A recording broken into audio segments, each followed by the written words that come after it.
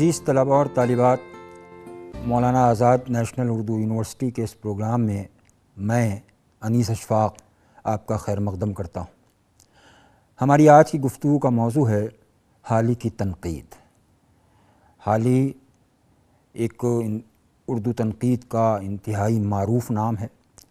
हम सब हाली की तनक़ीद के बारे में पढ़ते रहे हैं, सुनते रहे हैं, और अगर ये कहा जाए तो गलत ना होगा कि तनक़ीद के ताल्लुक़ से सबसे ज़्यादा नाम हमारे ज़हनों में हाली का महफूज है। आज हम 21वीं सदी में दाखिल हो चुके हैं। तनक़ीद इर्तिक़ा के बहुत से मराहिल तय कर चुकी है। तनक़ीद के नए नए मौज़ूआत और मबाहिस हमारे सामने आ चुके हैं। तो अब ये सवाल उठता है कि क्या आज हाली की तनक़ीद बामानी है? क्या आज भी हाली हमारे लिए उतने ही अहम हैं? क्या आज भी उनकी तहरीरों में वो मानवियत मौजूद है जो हमारे लिए मुफीद और कारआमद है? ये बहुत अहम सवाल है, और ज़ाहिर है कि इस सवाल के जवाब की जस्तजू में हमें हाली के अहद को देखना होगा, हाली के क़ब्ल की सूरत हाल को देखना होगा। हाली के क़ब्ल की सूरत हाल पर जब हम निगाह डालते हैं तो हम देखते हैं कि हमारे दरमियान किसी तरह के यानी फ़न को परखने के मुंज़बित उसूल मौजूद नहीं हैं। ऐसे उसूल हमारे सामने नहीं हैं कि जिन्हें काम में लाकर हम फ़न पारे को परख सकें। तज़किरों की शक्ल में कुछ चीज़ें मौजूद हैं, राय मौजूद हैं, तबसरे मौजूद हैं, लेकिन तज़किरों की वो रायें और तज़किरों के वो तबसरे फ़न पारे को पूरी तरह से परखने के लिए कारआमद नहीं थे। हाली जिस ज़माने में मंज़र आम पर आए, जिस ज़माने में उन्होंने अपना दीवान मुरत्तब किया, वो ज़माना अदबी एतबार से और शेरी एतबार से बहुत तरक्की याफ्ता ज़माना था। गालिब उनके उस्ताद, उनकी शायरी अपनी इंतहाई मंजिलों पर थी। ख़ुद हाली शायर थे बुनियादी तौर पर, और लुत्फ़ की बात यह है कि उनका मुक़द्दमा दरअसल उनकी इसी शायरी का नतीजा है। ये मुक़द्दमा उनकी शायरी के नतीजे में वजूद में आया। तो जब उन्होंने अपना दीवान मुरत्तब किया तो उनके ज़हन में बहुत से सवाल उठ रहे थे हमारी शायरी को लेकर, और वो सवालात उन्हें परेशान कर रहे थे, और उनके जवाबात की जस्तजू में जब वो इधर उधर देख रहे थे तो उन्हें इत्मीनान बख्श जवाबात नहीं मिल रहे थे। हाली के जहन में ये सवाल हमारी पूरी शायराना सूरत हाल को सामने रख कर उठ रहे थे, और तब उन्होंने मुक़द्दमे की शक्ल में इन उठने वाले सवालात का जवाब देना शुरू किया। और मुक़द्दमा शेर व शायर यानी यूँ ही नहीं वो मुक़द्दमा लिखने बैठे, बल्कि उन्होंने एक मंसूबा बंद तरीक़े से बाकायदा मबाहिस की तरतीब के ज़रिए वो सवाल जो उन्हें परेशान कर रहे थे मुक़द्दमे में उनके जवाब देना शुरू किए। अब आप देखें कि यहाँ ये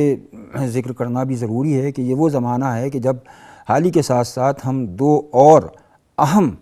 अदीबों का ज़िक्र करना चाहते हैं। एक मौलाना शिबली नोमानी हैं और दूसरे मौलाना मोहम्मद हुसैन आज़ाद। एक आब हयात के मुसन्निफ़ हैं, दूसरे मुआज़ने अनीस दबीर के। ये तीन ज़हन उस ज़माने के बहुत ही ज़रख़ेज़ ज़हन हैं जो अपने अपने तौर पर हमारी शायरी को परखने के पैमाने मुतय्यन कर रहे हैं। शिबली ने तक़ाबली तनक़ीद का एक तसव्वुर हमें दिया। आज़ाद ने अगरचे वो तारीख़ लिख रहे थे, लेकिन उस तारीख़ लिखने के दौरान उर्दू शायरी की तारीख़ लिख रहे थे, लेकिन उस तारीख़ लिखने के दौरान उन्होंने अपनी तनक़ीदी बसीरत का सबूत दिया, और ज़बरदस्त सबूत दिया। लेकिन ये दोनों किताबें हमारी पूरी शायरी के निकात व जिहाद का अहाता नहीं करती। हाली ने मुक़द्दमे की मंसूबा बंदी इस तरह से की कि उन्होंने उन तमाम मबाहिस का अहाता किया कि जो मबाहिस कारआमद हो सकते थे, न सिर्फ ये कि उस अहद की शायरी के ताल्लुक़ से बल्कि उनके बाद के आने वाली शायरी के ताल्लुक़ से भी। अगरचे बाद में हाली पर ये एतराज़ात किए गए कि साहब अब उनके मबाहिस असकार रफ्ता हैं, कारआमद नहीं हैं, मुफीद नहीं हैं, लेकिन جب ہم ان کے زمانے کو نگاہ میں رکھتے ہیں تو ہمیں یہ محسوس ہوتا ہے کہ حالی نے پہلی بار بعض ایسے مباحث کی طرف اشارے کیے ہیں کہ جو اس زمانے کے لوگوں کے لیے بالکل نئے تھے، اور نہ صرف اس زمانے کے لوگوں کے لیے نئے تھے بلکہ بعد کے آنے والوں کے لیے وہ مباحث بہت ہی چونکانے والے تھے۔ مثلاً آپ دیکھیں، اور منصوبہ بندی، ایسی منصوبہ بندی کسی نے نہیں کی، یعنی انہوں نے صرف مقدمہ نہیں لکھا بلکہ اور شاعری کی تنقید جب انہوں نے لکھنا شروع کی تو باقاعدہ انہوں نے یہ بتایا کہ شاعری کیا ہے، اور اسی کے ساتھ یہ بھی بتایا کہ شاعری کیا نہیں ہے، شاعری کی پوری تاریخ، عربی ادب میں شاعری کا کیا تصور ہے، فارسی میں شاعری کی روایت کیا ہے، شاعری کس زمانے میں پنپتی ہے، شاعری کس زمانے میں زوال پذیر ہوتی ہے، شاعری اور سوسائٹی کا تعلق، شاعری اور اخلاق کا تعلق، اور سب سے جو یعنی بعض ان کے جملے ایسے ہیں کہ جنہیں ہماری 20ویں صدی میں اور 20ویں صدی کے ربع ثانی میں بہت زیادہ شہرت حاصل ہوئی، جب انہوں نے کہا کہ شاعری سوسائٹی کی تابع ہے تو ہماری ترقی پسند تنقید نے اس جملے کو بہت بامعنی قرار دیا اور کہا کہ دراصل حالی جو ہیں وہ ہمارے ہی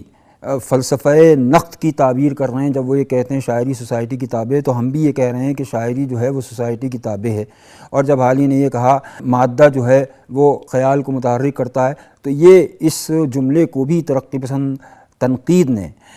بہت زیادہ شہرت دی۔ تو یہ دو باتیں، یعنی شاعری سوسائٹی کی تابع ہے اور خیال جو ہے، مادہ جو ہے وہ خیال کو متحرک کرتا ہے، اگرچہ مارکس نے بھی یہ بات کہی تھی، لیکن حالی نے جب یہ بات کہی تو یہ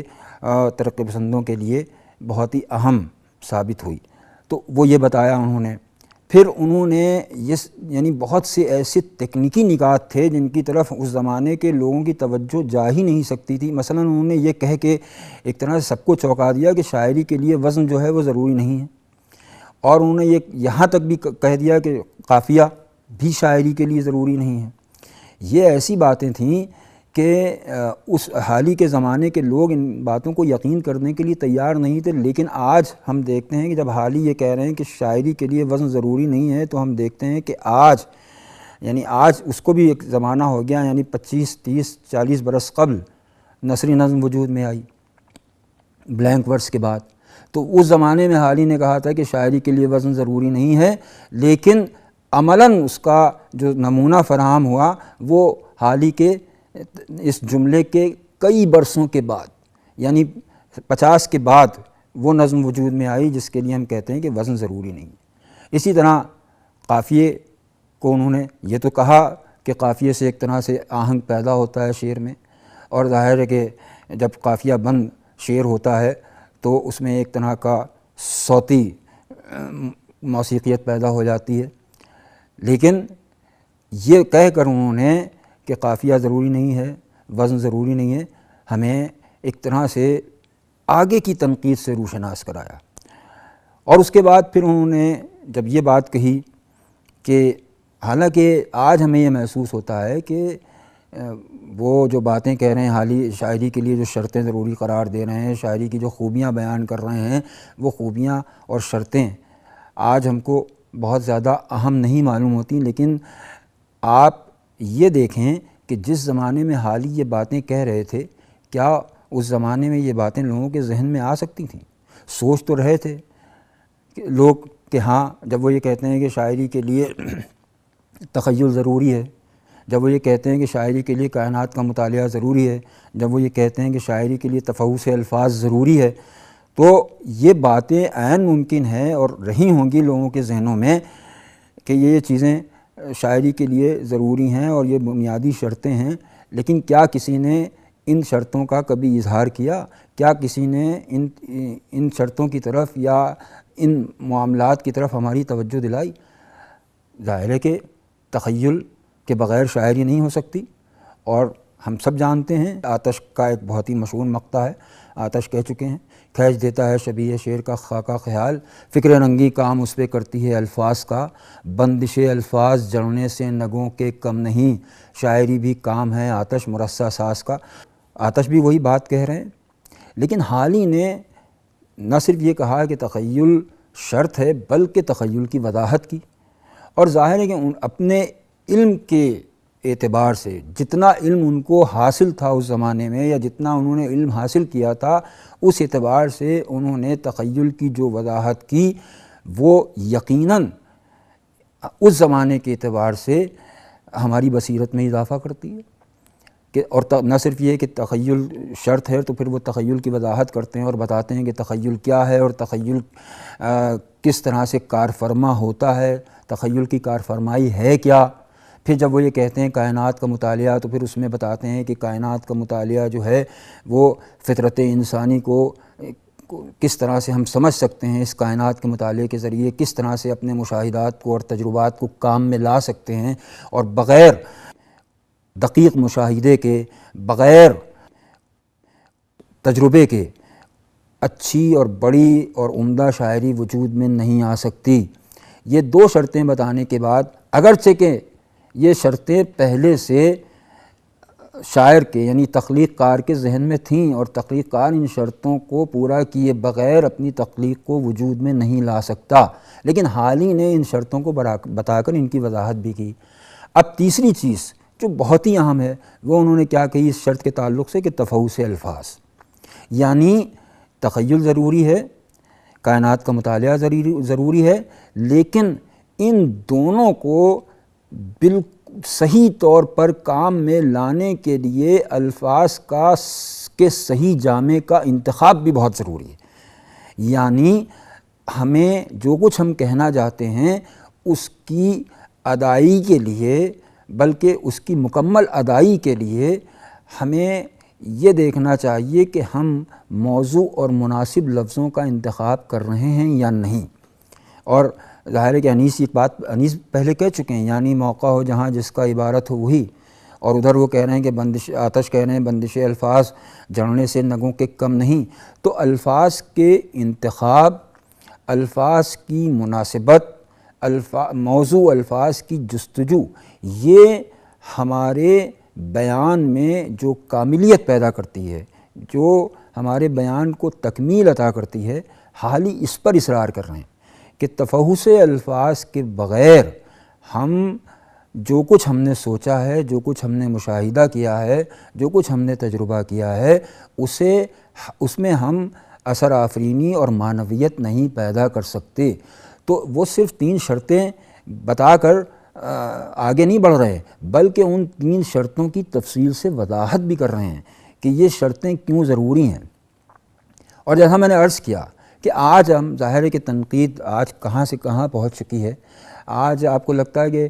ایک ہمارا طالب علم بھی جو بہت ذہین طالب علم ہے، وہ یہ کہہ سکتا ہے بھائی حالی نے کون سی نئی بات کہی، لیکن ذرا آج کے زمانے سے آپ کو لے جا کر حالی کے زمانے میں رکھیے، تب آپ کو معلوم ہو کہ حالی نے کتنی نئی بات کہی تھی اور کس طرح سے انہوں نے نئی طرح سے ان کی وضاحتیں کیں۔ اور اسی کے ساتھ ساتھ یہ شرطیں بتانے کے بعد جب وہ خوبیوں کی طرف آتے ہیں تو یہ خوبیاں بھی بالکل ہم کو عام سی خوبیاں معلوم ہوتی ہیں، لیکن حالی کے زمانے میں اور صرف سادگی، جوش اور اصلیت، یہ 3 باتیں وہ کہتے ہیں۔ تو اگرچہ یہاں میں ہمارے عزیز طلباء اور طالبات، ہم آپ سے یہ بھی بتاتے چلیں کہ ہم آج حالی سے اختلاف کر سکتے ہیں اور پوری طرح سے اختلاف کر سکتے ہیں، لیکن جیسا میں نے ابھی کچھ دیر پہلے آپ سے کہا تھا، عرض کیا تھا کہ آپ آج کے زمانے سے اپنے آپ کو لے جا کر حالی کے زمانے میں رکھیے تو آپ کو ان باتوں کی معنویت کا اندازہ ہوگا۔ تو جب حالی شرطیں بتانے کے بعد خوبیوں کی طرف آتے ہیں تو اب سادگی، اصلیت اور جوش، یہ 3 چیزیں ہیں۔ وہ سادگی کی تعریف بیان کرتے ہیں کہ سادگی سے مراد کیا ہے، یعنی ہم ایسے الفاظ کا استعمال کریں کہ جو روزمرہ کی زبان ہو، سادہ ہو، جو اشراف کی سمجھ میں بھی آ سکے اور اس طبقے کی سمجھ میں بھی آ سکے کہ جو بہت اعلیٰ قسم کی زبان سے واقف نہیں ہے۔ ایک وہ استعمال کرتے ہیں تحاور، یعنی محاورے کی زبان ہو، روزمرہ کی زبان ہو، جو عام ذہنوں تک جو زبان منتقل ہو سکے، یہ مراد ہے ان کی سادگی سے۔ پھر وہ دوسری بات کہتے ہیں کہ اصلیت یعنی جو کچھ کہا جا رہا ہے وہ چاہے وہ شاعر کے اندیے میں ہو، وہ ہمیں فی الواقع اصلی معلوم ہو۔ پھر وہ جوش کی بات کرتے ہیں، لیکن یہاں ہم حالی سے یہ اختلاف کر سکتے ہیں کہ بھئی یہ تین باتیں جو یہ تین خوبیاں بیان کر رہے ہیں وہ تین خوبیاں جو شاعری کے لیے بتا رہے ہیں، یہ تین خوبیاں کوئی بہت پتے والی باتیں نہیں ہیں۔ سادگی مثلا ان کی اس بات کو اگر ہم غالب کی طرف لے جائیں تو ظاہر ہے کہ ان کی یہ بات غلط ثابت ہوتی ہوئی نظر آتی ہے، اس لیے کہ ہم غالب کو مشکل گو شاعر کی حیثیت سے جانتے ہیں۔ اور جوش کی جہاں وہ بات کرتے ہیں، اچھا یہ تینوں لفظ انہوں نے، ہم سب جانتے ہیں کہ ملٹن کے یہاں سے لیے تھے کہ سمپل، سینسوس اور پیشنیٹ۔ تو اب جب ہم پیشنیٹ کے لفظ پہ غور کرتے ہیں تو وہاں پیشنیٹ سے مراد صرف جوش نہیں ہے، اس میں ایک ایموشنل فلیور بھی ہونا چاہیے۔ مطلب جوش سے مراد یہ نہیں ہے کہ بالکل ایک انقلابی لب و لہجہ ہو۔ تو یہاں حالی جو خوبیاں بتا رہے ہیں، وہ خوبیاں جس طرح سے وہ شرطیں بتا رہے ہیں، ان شرطوں کے مقابلے میں ان کی یہ جو بتائی ہوئی خوبیاں ہیں یہ بہت زیادہ بامعنی نہیں معلوم ہوتی، یعنی ان سے ہم بڑی حد تک اختلاف کر سکتے ہیں۔ لیکن پھر وہی بات کہ اس زمانے کے لوگوں کے ذہن میں تو یہ چیزیں بھی موجود نہیں تھیں۔ اس زمانے وہ اپنے عہد کے قاریوں سے مخاطب ہیں، وہ اپنے عہد کے پڑھنے والوں سے مخاطب ہیں، تو اپنے عہد کے پڑھنے والوں کو نگاہ میں رکھ کر جو باتیں وہ کہہ رہے ہیں وہ ان کے عہد کے پڑھنے والوں کے لیے اہم اور کارآمد ہیں۔ اچھا یہی نہیں انہوں نے کیا، بلکہ اب انہوں نے صرف یہ بتایا، ابھی تک ہم اصناف کا مطالعہ کرتے رہے ہیں، حالی کے زمانے میں بھی مثنوی بھی موجود تھی، قصیدہ بھی موجود تھا، مرثیہ بھی موجود تھا، لیکن ان اصناف کی جو تکنیکی تعبیریں ہیں وہ کسی کے ذہن میں نہیں تھیں، اور ان اصناف ہر صنف جو ہے وہ فنی سطح پر کس طرح سے اہم اور بامعنی ہے یہ ہمارے ذہن میں نہیں تھا۔ حالی جب قصیدے کی بات کرتے ہیں تو وہ بتاتے ہیں کہ قصیدہ اصل کیا ہے اور کیا اسے ہونا چاہیے۔ جب وہ مثنوی کی بات کرتے ہیں تو وہ یہ بتاتے ہیں کہ مثنوی کیا ہے، اس کے مضامین کس طرح کے ہونا چاہیے، اس کا بیان کس طرح کے ہونا چاہیے۔ آج ہم نیریٹو کی بات کرتے ہیں، آج ہم بیانیے کے اوپر بہت زیادہ گفتگو کر رہے ہیں۔ حالی نے اس زمانے میں قصہ گوئی کی اہمیت کو سمجھا، اور جب وہ مرثیہ اور مثنوی پر بات کرتے ہیں تو وہ قصہ گوئی کے نکات اور قصہ گوئی کی خوبیوں پر بھی گفتگو کرتے ہیں کہ قصے کو بیان کرنے کے لوازم اور عناصر کیا ہونا چاہیے، خواہ وہ مرثیہ کا معاملہ ہو اور خواہ وہ مثنوی کا معاملہ ہو، یعنی بیانیہ صنف سخن کے لوازم اور عناصر اور مراحل کیا کیا ہونا چاہیے، اس کے اوپر وہ بہت تفصیل کے ساتھ گفتگو کرتے ہیں۔ ان سے پہلے، حالی سے قبل، اتنی تفصیل کے ساتھ ان اصناف پر نہ تو کسی نے غور کیا اور نہ ان اصناف کے اوپر کسی نے اتنی گہرائی کے ساتھ اور جزیات کے ساتھ ان کی وضاحت کی۔ تو حالی سے کی مقدمے سے قبل ان اصناف کے بارے میں اور ان کی جو تکنیکیات ہیں ان کے بارے میں ہم پوری طرح سے واقف اور باخبر نہیں تھے۔ اور یہی نہیں، وہ جب اس طرح کی گفتگو کرتے ہیں تو عملی تنقید کے نمونے بھی فراہم کرتے جاتے ہیں۔ وہ مرثیے سے جب مثنوی پر بات کرتے ہیں تو مثنوی کی مثالیں دیتے جاتے ہیں اور یہ بتاتے جاتے ہیں کہ کون سا بیان بیانیے کے لوازم اور عناصر کے اعتبار سے صحیح ہے، کون سا بیان اس صنف کے تقاضوں اور مطالبوں کو پورا کر رہا ہے۔ انہوں نے انیس کا اعتراف کیا، اور انیس کا اعتراف اس لیے کیا، ان کی موجز بیانی کا اعتراف کیا، اور اس لیے کہ مرثیے میں انیس نے کس طرح سے بیانیے کے ساتھ انصاف کیا ہے، کس طرح سے انہوں نے اس کہانی کو بیانیے کے لوازم کے ساتھ پیش کیا ہے۔ یہ اس زمانے میں وہ باتیں کر رہے ہیں، اور آج ایک بار پھر جس وقت میں آپ سے مخاطب ہوں اور جس وقت میں آپ سے یہ گفتگو کر رہا ہوں، یہ وہ زمانہ ہے کہ جب ہم بیانیے پر ایک بار پھر سے غور و خوض کر رہے ہیں اور بیانیے کی نئی نئی وضاحتیں ہو رہی ہیں۔ حالی اس زمانے میں اپنی بساط بھر ان بیانیہ اصناف کی روشنی میں بیانیے کی تعبیر کر رہے تھے۔ لیکن اتنی گفتگو کے بعد اب ہم یہ مان کر چل رہے ہیں کہ اگر مقدمہ وجود میں نہ آتا تو ہم ان تنقیدی نکات سے اس طرح سے واقف نہ ہوتے۔ ہم یہ مان کر چل رہے ہیں کہ مقدمے نے ہماری تنقیدی بصیرت میں اضافہ کیا اور آگے کی تنقید کے لیے راہ ہموار کی۔ حالی کی بعض باتوں نے ترقی پسند تنقید کو ایک روشنی عطا کی، جیسے میں نے ابھی ان کے 2 مشہور جملے آپ کے سامنے پیش کیے، لیکن جب ہم ان کی ایک اور ظاہر ہے اسے بھی ہم تنقید کے زمرے میں شامل کریں گے، ان کی ایک اور کتاب کو جب ہم سامنے رکھتے ہیں اور وہ کتاب ہے یادگار غالب، تو ایک تھوڑا سا ہم کو التباس محسوس ہوتا ہے، تھوڑا سا، یعنی جو کچھ مقدمے میں حالی کہہ رہے ہیں، بہت بامعنی باتیں کہہ رہے ہیں، بہت کارآمد باتیں کہہ رہے ہیں، اور سب سے بڑی بات یہ جو چونکانے والی بات انہوں نے کہہ دی، انہوں نے کہہ دیا کہ اب غزل جو ہے یا تو عمارت نہ ہوگی یا اس میں ترمیم ہوگی۔ یہ بہت ہی ان کا بڑا مشہور جملہ۔ غزل سے حالی ایک طرح سے بہت ہم یہ کہہ سکتے ہیں کہ خوفزدہ تھے، یا غزل کو وہ تسلیم نہیں کرنا چاہتے تھے، اور اس کی جو انہوں نے ہم کو بنیاد بتائی اور اس کا جو انہوں نے ہم کو سبب بتایا وہ ہے کہ خالص عشقیہ مضامین اس میں بیان کیے جاتے ہیں، اور عشقیہ مضامین کا زمانہ اب نہیں ہے، اس لیے کہ ہمارے معاشرے میں طرح طرح کے موضوعات اور مضامین موجود ہیں اور معاشرے کو ان مضامین اور موضوعات کی ضرورت ہے۔ غزل صرف عشقیہ مضامین کے گرد گھومتی رہتی ہے، اور یہ عشقیہ مضامین جو ہیں اب وہ مقصد پورا نہیں کر سکتے جو موجودہ معاشرے کا مقصد ہے۔ تو ہمیں یا تو غزل کو ایک طرح سے برطرف کرنا ہوگا، یا ہمیں غزل میں تبدیلی لانا ہوگی، یعنی ان کے مضامین میں۔ اور انہوں نے یہاں تک کہا کہ یہ کیسے آپ نے مان لیا کہ غزل میں ہم صرف عشقیہ مضامین ہی بیان کر سکتے ہیں؟ غزل میں دوسرے مضامین بھی اتنی ہی تاثیر کے ساتھ بیان کیے جا سکتے ہیں۔ تو وہ غزل کے مضامین سے ایک طرح سے نامطمئن تھے، بلکہ جو عشق کا حاوی اور نافذ عنصر تھا، غالب عنصر تھا، اس کی بنا پر وہ غزل سے مطمئن نہیں تھے۔ مگر دلچسپ بات یہ ہے کہ جو کچھ وہ مقدمے میں کہہ رہے ہیں، جب ہم یادگار غالب کے دوسرے حصے کی طرف آتے ہیں جس میں وہ اپنے استاد کے اشعار سے بحث کر رہے ہیں یا ان کے اشعار کی تعبیر کر رہے ہیں، تو ان اشعار کی تعبیر کے مراحل میں اب ہم کو حالی بالکل دوسرے نظر آتے ہیں۔ یعنی جو کچھ وہ مقدمے میں کہہ رہے ہیں کہ مثلا یہ کہ وہ مقدمے میں یہ کہہ رہے ہیں کہ صاحب غزل میں عشقیہ مضامین بیان نہیں کیے جانا چاہیے، لیکن جب وہ اپنے استاد غالب کے اشعار کا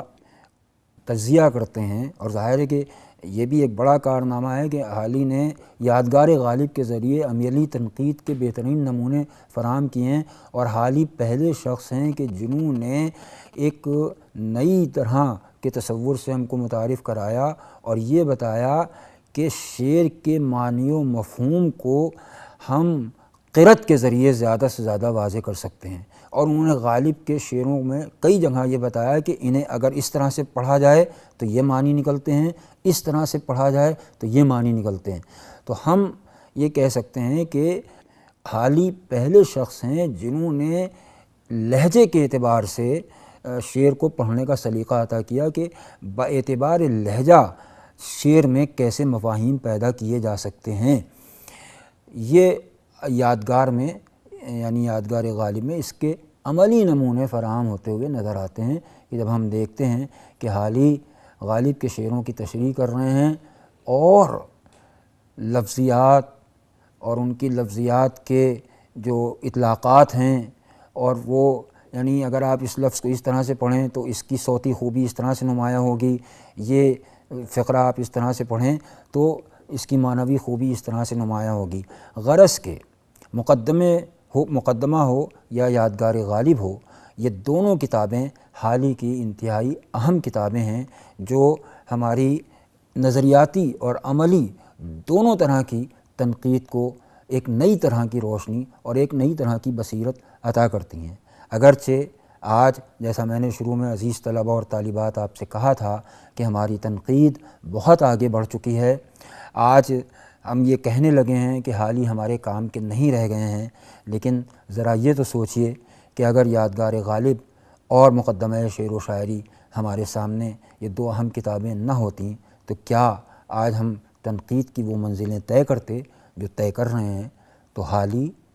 اب نہ صرف یہ کہ اپنے مباحث کے ذریعے اپنے زمانے میں اہم تھے، بلکہ وہ اپنے زمانے کے بعد بھی انتہائی اہم نقاط کے طور پر تسلیم کیے جاتے ہیں، اور اپنے بعض مباحث کی بنیاد پر وہ اہم اور بامعنی تسلیم کیے جاتے رہیں گے۔ یہ حالی کے تعلق سے ہماری گفتگو تھی، اور انشاءاللہ آئندہ کسی پروگرام میں پھر میں آپ کے روبرو ہو کر کسی اور موضوع پر اظہار خیال کے ذریعے کسی اور موضوع کے نکات و جہات کی وضاحت کروں گا۔ بہت بہت شکریہ۔